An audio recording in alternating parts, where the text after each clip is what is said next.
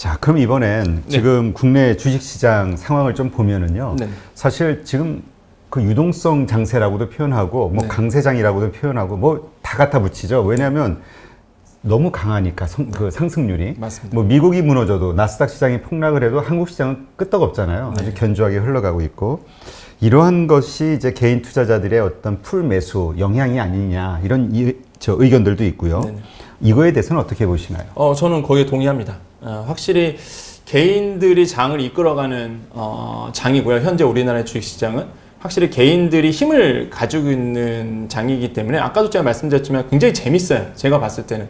그리고 되게 흥미진진합니다. 과연 끝이 어떻게 될까라는 생각을 하는데 이런 얘기를 해요. 또 뭐 학생들이나 제가 말씀드릴 때 만약에 돈을 벌고 싶으시면 지금은 뭐 현실적으로 주식시장밖에 없어요. 뭐 부동산 시장 다 막혀 있죠. 규제로. 그 다음에 뭐 간접 펀드라든지 이런 것보다는 오히려 직접 투자하시는 게 더 수익률이 좋고 그러다 보니까 사실 지금 자산가들 특히 이제 개인 투자자들 또한 영끌하신 분들 이런 분들도 말 그대로 이제 주식시장이 계속적으로 유입이 되고 있고 앞으로 또 유입이 될 가능성이 크기 때문에 개인의 유동성, 그러니까 개인으로 인한 장이 계속적으로 당분간은 흐르지 않을까 이렇게 좀 조심스럽게 생각을 해봅니다. 네. 근데 지금 버블 논란은 지금 계속 일어나고 있잖아요. 네, 맞습니다. 그러니까 걱정하시는 분들이 동학개미, 동학운동으로도 표현되는 네네. 이 분들이 좋은 결과가 있어야 앞으로 금융시장이 더 발전할 수가 있는데 네네. 여기서 만약에 또 어떤 안 좋은 상황들이 발생하면서 손해보고 역시 주식은 안 돼 이러면서 시장을 떠나버리면 또 엄청난 또 우리 금융시장에 타격이 있게 되니까 장기적으로. 그래서 이분들이 정말 돈을 잘 벌어야 되는데 이러한 현상들이 진짜 버블이 아니라 뭔가 이렇게 견조한 그 지속적인 상승세의 일부분이어야 된다라는 그런 기대감들이 있는데 이건 어떻게 보시나요? 저는 솔직히 말씀드리면 이제 거품이 껴져 있다라고 저는 생각을 하거든요. 미리 계속 말씀드리지만 지금의 시장은 약간 어느 정도 거품이 껴져 있고 제가 사실 조심스러웠어요. 사실 이 방송 딱 나왔을 때 야 이거 혹시나 이 방송 나오고 KBS 못 나가는 거 아니야? 왜냐면 KBS 뉴스도 나옵니다. 그랬는데 그런 생각을 했는데 그러니까 저는 이제 솔직하게 다 말씀드리거든요. 그냥 제 개인적 의견, 그다음에 제가 분석했다고 말씀드리는데 그냥 한 폭락장 한 번은 오지 않을까. 그러니까 처음에 3월 달에 사실 이제 최저점 떨어지고 나서 막 오르기 시작할 때 제가 생각했던 모델은 이제 G자형 모델이었습니다. 그러니까 뭐냐면 폭락 한 번 3월 달에 되고 나서 오히려 그 1월 달부터 더 오르게 지금이 딱 그 상태죠. 그렇죠. 올랐다가 다시 이제는 평상적으로 돌아오게 되는 코로나 이전으로 제가 생각하는 모델은 이제 G자형 모델이거든요. Z자 모양. 근데 거의 그렇게 가고 있는 모양새예요. 제가 봤을 때. 그래서 나 성견지명 있나? 막 이런 게 있는데 근데 언제 떨어지냐죠. 지금 계속 오르고 있는 상태고 이제는 코로나 이전보다 더 올랐기 때문에 그럼 언제 떨어지냐 봤을 때 저는 항상 그 로드리게 모델을 항상 제가 좀 말씀을 드려요. 그러니까 우리가 흔히 알려지는 민스키 모델 알려져 있거든요. 자상의 이제 폭락 시장할 때 항상 민스키 모델 하는데 이게 사실적으로 보면 로드리게 모델인데 이게 쭉 오르다가 모델을 보면은 뭐 자료만 나올지 모르겠습니다. 이게 자산이 쭉 오르다가 이제 한번 딱 폭락하게 되는 시점이 어떤 거냐면 공포감이에요, 공포감. 그러니까 실제 팩트는 아니고 공포감이 개인 투자자들에게 엄습했을 때 너나 없이 던지게 되거든요. 근데 그때 이제 폭락장이 한번 일어난다. 그래서 그럼 그 공포감이 언제 오느냐? 이게 가장 큰 이슈인데 뭐 많은 논란이 있죠. 뭐 여러 가지 이슈들이 있고 미국 장세 아니면 뭐 여러 가지 있는데 제가 봤을 때는 한국에서 대표적인 기업이 무너지는 것? 그러니까 예를 들어서 한계 기업이라고 보통 얘기하죠. 이자 보상 배율이 1 미만인 기업들. 그렇게 3년 연속 지속되는 회사들을 우리가 한계 기업이라고 얘기하는데 이런 한계 기업이 무너질 때, 그러니까 부도가 난 사태가 한번 일어나게 되면 걷잡을 수 없이 아마 도미노처럼 이루어지지 않을까. 아마 그때 한 번의 폭락장이 올 것 같다는 생각은 해보는데 아직은 뭐 오진 않았죠. 사실 계속적으로 오르는 추세고 제 개인적 생각도 그럽니다. 제가 항상 방송에서 얘기하지만은 계속적으로 유동성이 오고 있기 때문에 지금 상황으로 따진다면 오를 수밖에 없는 장이다. 이런 생각을 많이 해보죠. 그렇군요. 근데 사실 거품이 꺼지는 어떤 그런 상황이 되면 어쩜 분명히 그 트리거가 있잖아요. 네, 맞아요. 근데 이제 사실 3월에는 이제 그 코로나의 확산, 셧다운 이런 것들이었다면 그런 얘기들 하시더라고요. 같은 이유로 폭락이 벌어지진 않을 것이다. 예, 그러니까 뭔가 새로운 그 이슈나 새로운 어떤 트리거가 발생하면서 다시 패닉에 빠질 것인데 그게 뭘까? 이거에 대해서는 전부 퀘션인 거죠. 그렇죠. 근데 저는 그거를 한계 기업의 부도라고 저는 생각하는 거죠. 우리나라의 대표적인 기업. 그게 꼭 우리나라만 아니라 미국도 그런 상황이 되진 않을까요? 근데 지금 사실 그러니까 코로나 이전은요, 사실 미국 시장이 굉장히 의존적인 시장이었죠. 그러니까 주식 시장만 본다 그러면. 근데 동학개미 운동의 그 의미처럼, 그러니까 이 상관관계가 많이 줄어들었다고 저는 판단하거든요. 그러니까 미국의 분위기, 미국의 장세에 따라서 우리나라의 시장 자체가 출렁이는 거는 물론 지금도 추종하고 있지만은 과거보다는 많이 그 영향력이 줄고 있다는 생각을 많이 해본다. 확실히 외국인 투자자들이 주도하는 장이 아니다 보니까 이런 어떤 현상도 일어나고 있다. 그래서 제가 계속 재밌다고 하는 이유가 과거에 못 봤던 패턴이거든요, 이게. 그래서 야, 이거 참 재밌다. 그래서 생각을 해보는 거죠, 사실. 네. 근데 또 그렇게 얘기하시는 분들도 있어요. 네. 버블인 걸 인정을 하는데 네. 버블도 오래 가더라. 그리고 그것도 튜울립 버블인가 옛날에 그런 거 뭐 3년을 갔다면서요? 네네. 그리고 뭐 2029년 그 대공황 벌어졌을 때도 네네. 20몇 년, 3년도인가 뭐 네네네. 그때서부터 한 5, 6년간 지속이 됐었고 이런 얘기 하시면서 그래서 지금 버블인 건 맞는데 네네. 이제 버블의 시작이고 버블이 끝나려면 아직 멀었다. 이런 얘기도 하시는데 어떻게 보세요? 그러니까 이제 저 솔직하게 이제는 뭐 저는 이 방송 항상 방송 솔직하게 말씀드리는데 그 제가 지인분한테 그래요. 또 방송에서도 똑같은 얘기합니다. 버블인 거 알아요, 저도. 그리고 많은 분들이 아마 인정하실 겁니다. 근데 돈을 벌려면 해야 돼요. 아니 안 하면 주변에서 돈 버는 소리 들리면 배가 아프거든요. 그러니까요. 네. 근데 저는 안 합니다.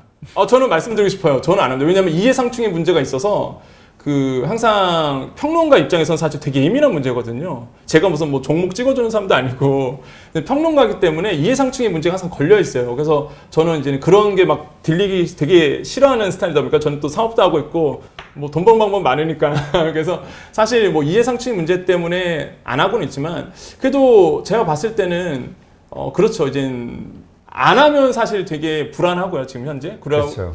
그리고 아까도 말씀드렸지만 너무 정확히 잘 짚어주셨는데 누가 돈 벌었다 그러면 사실 막 불안하거든요. 이렇게 나라도 막차 타야 되는데 이러면서 이렇게 불안한 거고 뭔가 막 뒤처지는 느낌이 예. 들어가지고 부동산이 그랬었어요. 그래서 부동산이 지금 거의 이젠 들어가기 힘든 시장이 돼버리니까 이제 주식 시장으로 자산이 이제 유동성이 넘어왔는데 그러다 보니까 다들 이제 주시장에 가는 거고 그래서 거품은 껴져 있지만 금방 말씀하신 것처럼 당분간은 계속적으로 주식시장은 상승할 수밖에 없는 요소가 지금 마련됐거든요, 사실. 그렇기 때문에 주식시장은 계속적으로 오를 가능성이 굉장히 크다 저는 생각을 해봅니다. 네. 근데 이게 참 이게 그 바보 같은 질문일 수도 있는데요. 네네.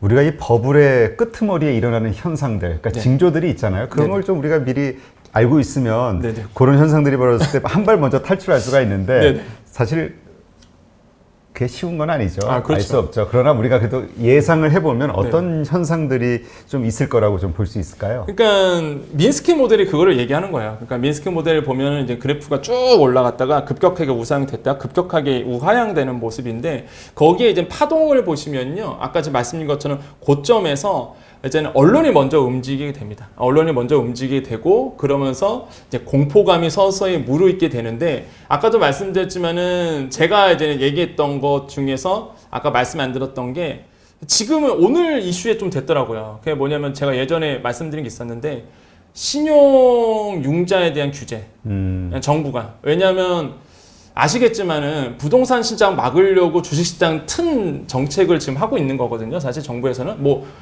어쩔 수 없는 거죠, 사실. 왜냐하면 부동산 거품이 막 너무 불다 보니까 야, 이러한 풍부한 유동성을 그럼 다른 곳으로 선순환하게 흐르게 해야 되는데 딱 찾아보면 우리나라는 몇 개 없어요. 투자 시장이 부동산, 주식 뭐 없어요. 뭐 우리나라가 뭐 펀드 투자해서 아니면은 말 그대로 벤처 투자들한테 투자를 합니까? 그런 거 아니잖아요. 말 그대로 몇 가지밖에 없기 때문에 그중 하나인 주식시장 공매도 금지시키고 그다음에 또 그 금융위원장의 목소리를 빌어서 주식시장에 대해서 계속적으로 활성화시키겠다 이런 얘기가 나오다 보니까 주식시장에 이제는 자금이 이제 몰리게 된 건데 그럼 여기서 이제 제가 봤을 때는 그거였거든요. 신용융자 잔액이 워낙 과도하다 보니까 아마 신용에 대해서 그러니까 금리를 대해서 그러니까 대출을 받는 거에 대해서 어느 정도 이제 규제가 올 것이다 했는데 오늘 뉴스에 나왔죠. 그래서 이제 말 그대로 금융권에서 대출을 못 받게 하는 신용 대출을 못 받게 하는 주식 투자를 위해서 그래서 이런 거를 좀 지금 막고 있는 상황. 그래서 저는 이것도 하나의 조금 트리거가 될 수 있는 부분이라고 좀 생각하거든요. 이런 것도 좀 눈여겨보셔야 되겠고, 아까도 말씀드렸지만은 한계 기업에 대한 이슈들, 이런 것도 끊임없이 좀 체크를 해주시면은, 시장을 좀 더 이렇게 거시적으로 봤을 때 조금 잘 읽으시면서 투자되지 않을까 좀 생각을 해봅니다. 네. 근데 네. 그 왜 예전에 그 객장에 그 아이를 업은 뭐 아니면 가정주부들이 장바구니 들고 오면 뭐 그때가 끝물이다 이런 얘기가 있었다고 하잖아요. 네네. 그리고 또 대공황 때도 그 케네디 아버지가 구두 닦으러 갔는데 네네. 구두 닦기 소년이 뭐 주식 투자하는 얘기. 예. 근데 아까 얘기하셨듯이 네. 학생들이 30%가 주식 투자를 하더라. 네네네. 대학생들이. 네네. 그런 것도 하나의 현상이지 않을까요? 근데 그 과거의 시장이었으면은 진짜 그렇죠. 그러니까 소문에 사서 그렇잖아요. 우리가 소문에 사서 뉴스를 보고 뉴스 나오면 끝났다 얘기를 하는데, 그러니까 과거장이었으면은 사실 이게 맞아요. 예, 말 그대로 뭐 구두 닦기가 주식한다고 뭐 이제 끝물이구나. 애를 얻고 오는 가정주부가 주식 투자하면 끝물이구나 이렇게 보실 텐데, 근데 지금은 아닌 것 같습니다. 제가 봤을 때는. 예, 과거랑 장이랑 지금 장 완전 다른 패턴이기 때문에 과거의 어떤 그런, 그러니까 우리가 보통 PER 이런 얘기 합니다. 네. 사실 지금 PER 보고 주식 투자하시는 분 없을걸요? 그렇죠. 스토리 보고 대부분 그러니까 가치를 보고 밸류를 보고 투자하시지, 과거처럼 어떤 뭐 주식을 투자할 때 기본적인 어떤 공식 이런 거 보고 자꾸 투자하지 않죠. 요즘에 모르시는 분도 상당하세요. 예. 스토리를 보고 투자하고 밸류, 가치, 그 기업의 가치를 보고 좀 투자하는 경향이 있기 때문에 그 과거와는 다르다. 예. 그거가 적용될 수 있는 장은 아닌 것 같습니다. 현재는. 예. 제가 봤을 때는. 네. 네네. 그 우리가 지금 사실 그 과거와는 전혀 다른 그 어떤 매매 패턴부터 시작해가지고 네네네. 뭐 상승 패턴 여러 가지 그 이야기들이 나오고 있잖아요. 네네. 근데 그 원인을 그렇게 잡는 분들이 있더라고요. 하나는 그 우리 그 자동 매매 그 뭐죠? AI 프로그램. 네네네. 그러니까 그런 것들에 의한 거래. 네. 그 다음에 또 하나는 그 우리가 지금 정보통신이 이제 발달하다 보니까 네네. 하나의 그 정보가 너무 급속도로 전 세계적으로 빠르게 확산이 되다 네네네. 보니까 그로 인한 어떤 순간적인 어떤 뭐라 그럴까요? 그 몰입? 네네. 뭐 이런 것들. 네네. 이런 것들이 이 시장을 좀 많이 바꿔놓은 거 아니냐라는 의견이 있는데, 네네. 그렇기 때문에 우리가 투자하는 방식도 좀 바뀌어야 되지 않냐, 아니면 장을 보는 방법도 좀 바뀌어야 되지 않냐, 이런 얘기가 있더라고요. 그거는 근데 되게 원론적인 얘기인 것 같아요. 제가 봤을 때는. 왜냐하면 그러한 이슈, 그러니까 정보통신화 시대를 통해서, 특히 4차 산업을 통해서 말고 우리가 핀테크라는 얘기는 안 하죠, 요즘에는. 그렇죠. 테크핀이라고 얘기하죠. 그러니까 기술이 오히려 금융을 주도하는 시대가 왔거든요. 이게 테크핀 시대에는 말 그대로 개인 투자자들의 정보를 빨리 입수하게 되고요. 또한 같이 공동으로 투자가 들어갈 가능성이 굉장히 크거든요. 근데 그거는 되게 과거부터 4차 산업혁명 이슈가 있을 때부터 사실 나왔던 얘기고요.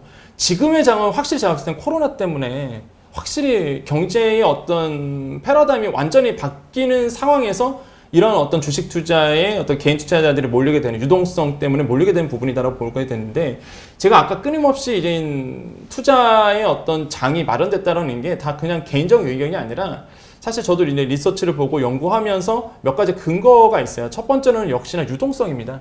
이 유동성인 장세가 굉장히 있기 때문에 제가 4분기로 봤을 때, 그러니까 지금 이제 4분기죠. 이제 4분기가 돌아올 텐데, 4분기로 봤을 때는 금융시장의 변동성이 좀 확대가 되죠. 어떤 거냐면은 유동성 장세가 계속 풍부하다 보니까 이제 변동성이 굉장히 또 심할 수 있습니다. 근데 어떤 분들은 이런 장세에 돈을 벌죠. 어떤 거냐면은 자산을 좀 더 늘릴 수가 있고요. 무엇보다 위험 자산을 더 많이 포트폴리오에 담는 분들이 있어요. 이렇게 변동성이 큼할 때. 그래서 오히려 그 자산을 늘리는 어떤 매수의 기회로 삼는 부분도 굉장히 많습니다. 그리고 제가 봤을 때는 만약에 코로나가 어느 정도 이제 내년 상반기, 내년 하반기 정도에 잠재우게 된다 그러면, 그렇게 되면은 저는 예상을 못할 정도로 굉장한 그 상승기, 경제 상승기가 돌아올 걸 보거든요. 그러니까 주식시장은 지금 굉장히 고점이죠. 그리고 굉장히 최상단으로 올라가고 있습니다. 근데 경제는 지금 바닥을 기고 있단 말이죠. 굉장히 아이러니한 상황이에요, 이게. 근데 만약에 경제 GDP 성장률까지 상승하게 된다? 이제는 성장기로 도입한다? 그렇게 된다면은 이런 주식시장의 어떤 자산시장은 더 점핑할 수 있는 가능성이 있기 때문에, 그렇기 때문에 이제는 앞으로도 계속 유동성은 들어올 것 같다라는 생각을 좀 해보겠고요. 이런 경기 회복과 확장의 시기에, 그러면 이제는 어떤 보고서에 보면 이런 보고서가 있습니다. 경기 확장 시기에 이제까지 30년 동안 연구한 결과 어떤 시장에 돈을 많이 벌었느냐? 첫 번째가 역시 한국, 그러니까 신흥국의 주식시장입니다. 그렇게 따지면 우리나라의 이제 주식시장이죠. 그러니까 회복 시점, 경기 국면 회복일 때, 확장 국면일 때는 역시나 가장 베스트 상품은 한국 주식이었어요. 지금까지 연구 결과. 그 다음에 이제 후퇴기업 때는 원자재였고요. 수축 시기에는 한국 채권이었거든요. 그러니까 이런 보고서가 나올 정도로 이런 패턴이 맞다 그러면은 확실히 이제는 경기가 지금 완전 저점인데 회복되고 성장 국면으로 돌입하게 되면 야 이거야말로 그러면 더더욱 자산의 시장이 더 커지는 시장이 될 것 같다 이런 생각을 좀 해보겠습니다. 네. 근데 이제 그 말씀은 이제 장기적으로 더 그 상승할 수 있는 요소가 있다라고 네. 이제 보시는 거고요. 네네. 한국 시장이. 네네. 근데 이제 또 다른 의견을 가지신 분들은 한국은 박스권이다. 그래서 네. 이제 올라왔다 해서 다 그런 기대감을 가지면 다시 내려가고 네네. 이 경기 순환에 의해서 네네. 계속 오르락 내리락 하기 때문에 장기 투자하면 안 된다. 고점일 때 적당히 팔고 나와야 된다. 네. 그래서 미국 시장이 재밌는 게 네네. 그냥 묻어두면 안심하고 있어도 네네. 우상향으로 계속 가니까 네네. 이런 논리를 펼치거든요. 네. 한국 시장이 이번에 체질이 바뀔까요? 저는 경제평론가서 말씀드리면 존리 대표님의 말씀이 맞지 않나요? 저는 그런 생각을 하거든요. 사실 장기 투자. 네, 장기 투자의 가치 투자가 저는 그게 맞지 저도 그렇게 생각하거든요. 저도 그렇게 그게 맞지 생각해요. 않나요? 네. 이게 물론 단타 보시고 들어오신 분도 있죠. 근데 제 지인분들이 요즘 무슨 생각하냐면 이게 단타 보고 오신 분들이 생활이 안 된다 하시더라고요. 예, 워낙 유동성이 이제 크다 그렇죠. 보니까 그 점쟁이도 못 맞히죠, 사실. 네, 그래서 굉장히 좀 피곤하다 정신적으로 이런 말씀을 많이 하시는데 저는 그런 생각합니다. 그렇게 스트레스 받을 바에야 차라리 그냥 묻어두고 자기 생활 일하시면서 자기 생활 열심히 하시면서 가치 있는 곳에 이제는 투자하시고 그 가치 있는 곳에 투자하고 자기 본업에 충실하시면 더 재밌는 투자가 되지 않을까라는 생각을 해보거든요. 그래서 저는 장기 투자가 맞지 않나, 가치 투자가 맞지 않나 이런 생각 좀 해봅니다. 그렇게 해도 이제 앞으로 과거처럼 네네. 한국 시장에서 다시 투자자들을 배신하는 네. 그런 그 상황은 발생하지 않을 것으로 믿으시나요? 그거는 말하기엔 되게 곤란해요. 야, 이거 왜 저기- 점쟁이도 아니고. 우리 그런 거 있잖아요. 영화에 손목 걸어. 막 이런 거. 그러니까요. 이거는 굉장히 저는 그래서 함부로 확단을 안 합니다. 적어도 주식시장은 제가 뭐 종목 추천도 안 하고요. 뭐 확답을 잘 안 드려요. 왜냐하면 이거는 전문가도 모릅니다. 사실 뭐 이렇게 코로나 터지고 나서 주식시장이 3월달에 그렇게 폭락할 줄 어떻게 알았어요. 그리고 폭락하고 나서 지금까지 이렇게 급상승하게 우상향할지는 그 당시 기억하시나요? 다 전문가들이 뭐 폭락한다, 안 좋다, 망한다 뭐 이런 얘기밖에 안 했거든요. 이렇게 뛸지 아무도 몰랐거든요, 사실. 그러니까 함부로 예단할 수 없는 것 같습니다. 네. 제가 봤을 때는.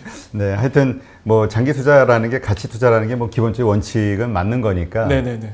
근데 어쨌건 그렇죠. 앞으로 시장이 어떤 식으로 흘러가게 될지 우리도 미국처럼 정말 우상향으로 계속 가는 안정적인 네네. 시장이 될지 네네. 아니면 또 과거처럼 또 박스권 장세에 갇힐지 이것도 앞으로 지켜볼. 근데 어쨌든 경계심은 좀 갖고 있어야겠죠. 예. 근데 투자자들께 좀 말씀드리고 싶은 거는 유동성을 잘 모니터링 하시라고 말씀드립니다. 이게 그러니까 정부가 아무리 막고 싶어도요, 유동성은 못 막습니다. 근데 지금 코로나 때문에 아시겠지만은 뭐 돈을 엄청나게 지금 각국 경제가 풀고 있습니다. 최근에 이제는 잭슨홀 미팅에서 나왔었죠. 평균 물가 목표제. 그러니까 이 이슈도 참 여러분 잘 챙겨주셔야 돼요. 왜냐면 앞으로 오늘도 또 연준에서 나왔잖아요. 금리 동결했습니다. 무슨 얘기냐면 유동성 끊임없이 내겠다는 얘기예요. 지금 끊임없이 유동성 공급하겠다는 얘기거든요. 당분간 금리 안 오를 거다. 당분간은 요 몇 년간은 아무리 이게 인플레이션이 높아져도 금리 올려서 조절하지 않을 거라는 시그널이거든요. 계속적으로 물밀듯이 유동성 쏟아지죠. 달러 쏟아지죠. 그러다 보니까 약달러 시장 되죠. 그렇게 되면 당연히 신흥국 시장, 우리 시장으로 달러 들어옵니다. 계속적으로 유동성이 공급이 돼요. 그럼 우리나라에서 그 유동성이 어디로 가느냐 이거죠.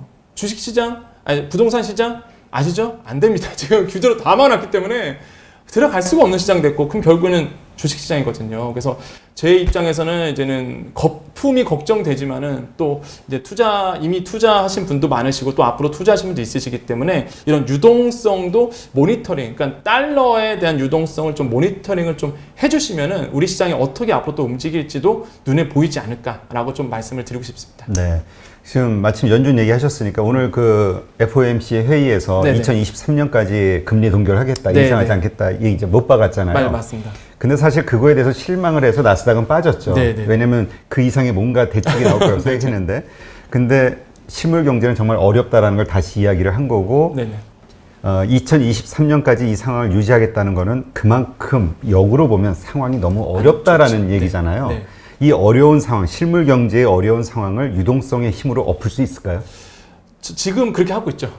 이것이 계속 유지될 것이다. 유동성은. 그러니까 무너지진 않을 것 같습니다. 제가 봤을 때는 글로벌 경제 자체가 시스템이 붕괴되거나 이제 무너지지 않을 것 같고요. 저는 개인적으로 봤을 때 굉장히 각국 정부가 빠르게 판단을 잘했다고 저는 생각을 하거든요. 그러니까 지금 정부도 마찬가지고 유동성을 계속적으로 공급해서 어떻게든 살려보겠다는 그 시그널이 저는 적절했다고 저는 판단하는 사람입니다. 그래서 이러한 적절한 판단 안에 계속적으로 유동성은 앞으로 공급될 수밖에 없는 것이고, 그래야지만 사실 지금 아시겠지만 기지표 성장률이, 경제 성장률이 거의 뭐 최악을 딛고 있기 때문에 어떻게든 끌어올려야 되는 부분이 있거든요. 그래서 실물 경제에 대한 투자가 계속적으로 이루어질 것이고, 이러한 부분에서 패러다임은 무너지지 않을 것이다. 그리고 아까 말씀하신 것처럼 사실 실만 매물이 나왔잖아요. 사실 미국 시장에서. 그런 거는 컨센서스에 대한 이해인 것 같습니다. 그러니까 시장에서 생각하는 바와 시장에서 너무 이게 더 앞서서 생각하다 보니까 그거에 못 미치는 거죠, 사실.